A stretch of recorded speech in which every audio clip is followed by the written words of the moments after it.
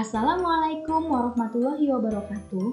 Halo teman-teman, kami dari kelompok 9 Mata Praktikum Ekonomi Makro akan menyampaikan materi mengenai kebijakan moneter.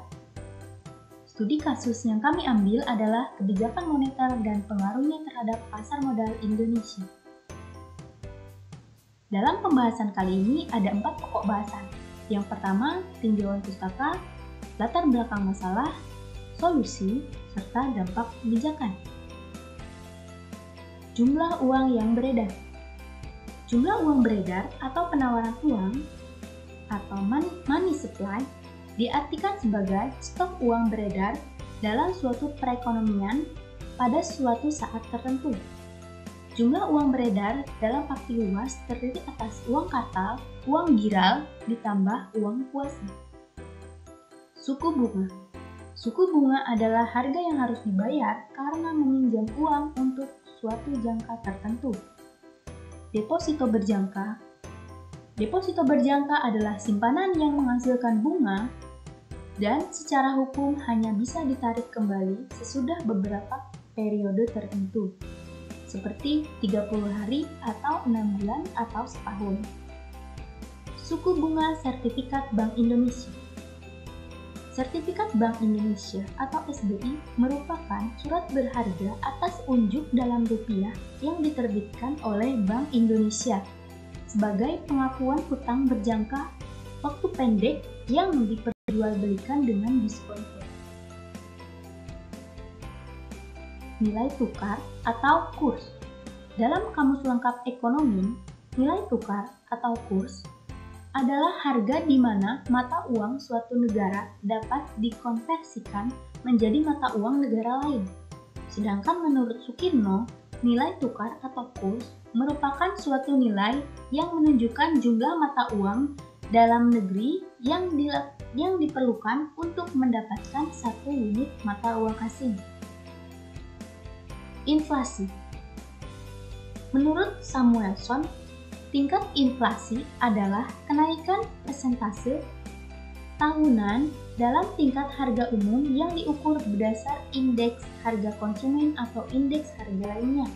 Sedangkan menurut Lindsay, laju inflasi adalah tingkat persentase kenaikan dalam beberapa indeks harga pada suatu periode tertentu. Kebijakan moneter. Kebijakan moneter merupakan salah satu bagian integral dari kebijakan makroekonomi. Kebijakan moneter ditunjukkan untuk mendukung tercapainya sasaran makroekonomi, yaitu pertumbuhan ekonomi yang tinggi, stabilitas harga, pemerataan pembangunan, dan keseimbangan neraca pembayaran. Latar belakang permasalahan. Sumber dana yang digunakan pemerintah dalam melaksanakan pembangunan berasal dari dalam dan luar negeri. Dana pembangunan yang berasal dari dalam negeri melalui penerimaan migas dan non-migas, seperti pajak, bea masuk, cukai, sedangkan dana pembangunan dari luar negeri antara lain berupa pinjaman, hibah, atau grant dari negara-negara lain, maupun dari lembaga keuangan internasional. Pemerintah telah mengupayakan pembiayaan melalui kemampuan sendiri dengan memanfaatkan pasar modal yang ada secara optimal. Serangkaian kebijakan deregulasi dilakukan pemerintah untuk mengoptimalkan pasar modal dengan menyederhanakan persyaratan tentang emisi saham dan obligasi. Dikenakannya pajak terhadap bunga obligasi atau dividen. OJK, Otoritas Jasa Keuangan, menjadi lembaga atau otoritas tertinggi di pasar modal Indonesia yang selalu menetapkan peraturan untuk meningkatkan kualitas keterbukaan informasi oleh emiten dan perusahaan publik, seperti mengenai kepemilikan saham dan permodalan efek, serta peningkatan modal di sektor perusahaan efek. Penurunan kinerja pasar modal Indonesia dapat dilihat dari menurunnya beberapa indikator di Bursa Efek Indonesia, seperti kapitalisasi pasar, total transaksi, dan indeks harga saham gabungan atau IHSG. Latar belakang masalah yang kedua adalah krisis moneter yang melanda Indonesia pada tahun 1997 sampai dengan 2003. Krisis moneter ini mengakibatkan jumlah uang yang beredar terlalu banyak di masyarakat, yang menyebabkan terjadinya kenaikan harga barang-barang secara umum, sehingga tingkat inflasi semakin meningkat.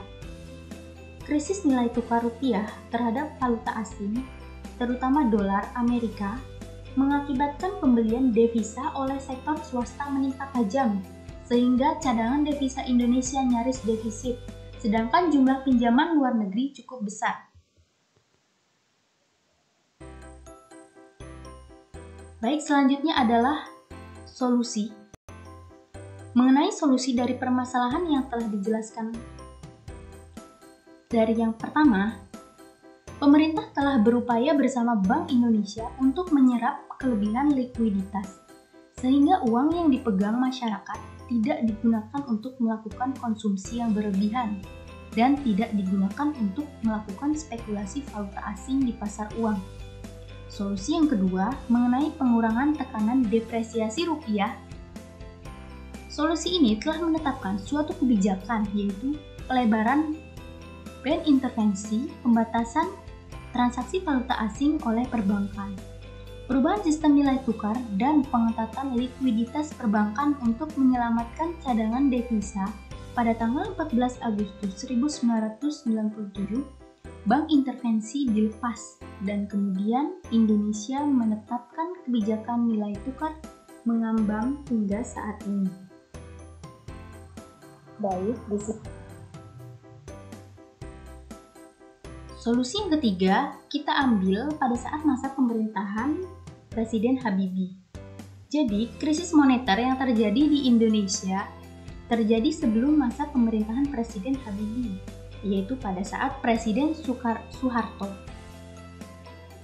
Mengapa solusi dari permasalahan tersebut kita ambil pada saat pemerintahan Presiden Habibie?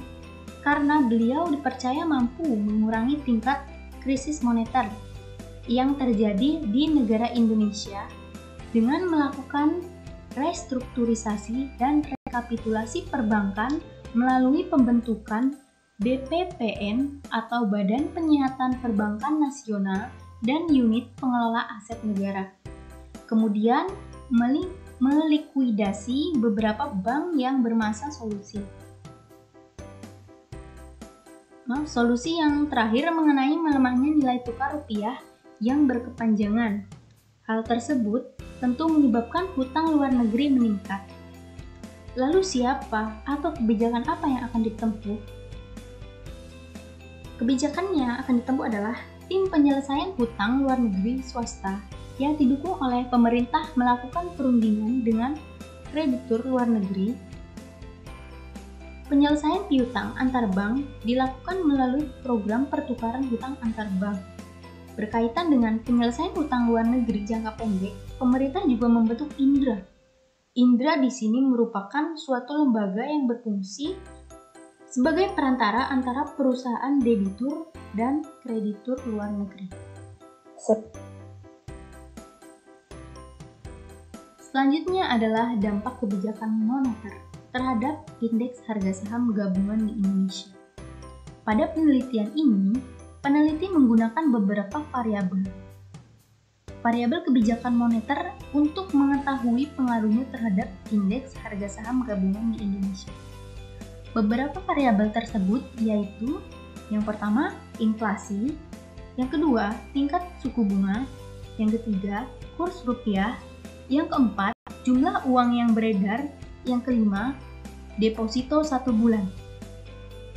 Untuk yang pertama, dalam penelitian ini ditemukan bahwa inflasi berpengaruh negatif terhadap indeks harga saham gabungan, namun tidak signifikan.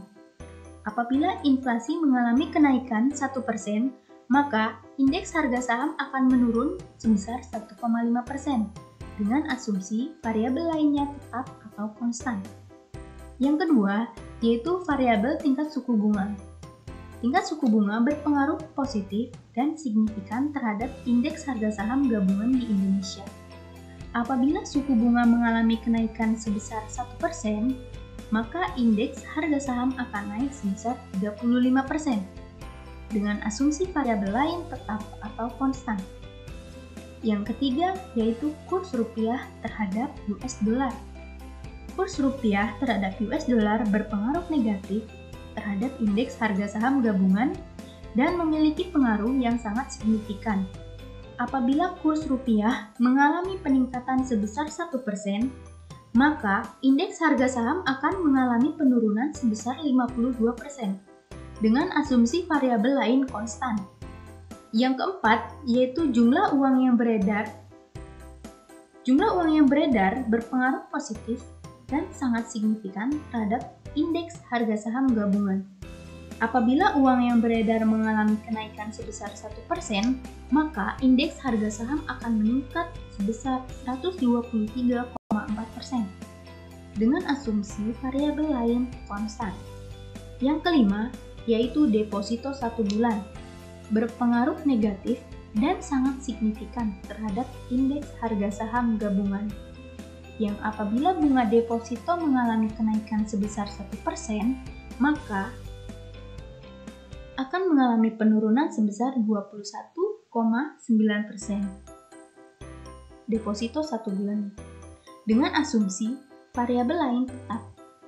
Berdasarkan pernyataan di atas, inflasi deposito dan kurs rupiah terhadap dolar Amerika Serikat memiliki korelasi yang negatif terhadap harga saham di Indonesia, yang artinya apabila inflasi dan kurs rupiah terhadap dolar meningkat, maka akan menyebabkan indeks harga di Bursa Efek Indonesia menurun dan sebaliknya.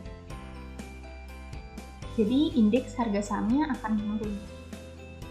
Pada tingkat suku bunga dan jumlah uang yang beredar memiliki korelasi yang positif terhadap indeks harga saham gabungan, yang artinya apabila tingkat suku bunga dan jumlah uang yang beredar meningkat, maka akan menyebabkan peningkatan pula pada indeks harga saham gabungan di Bursa Efek Indonesia.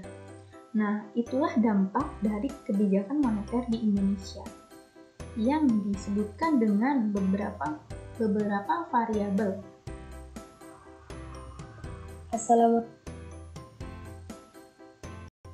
Nah, sekian pemaparan materi dari kami. Apabila ada kesalahan, mohon maaf, semoga bermanfaat. Sampai jumpa lain waktu. Wassalamualaikum warahmatullahi wabarakatuh.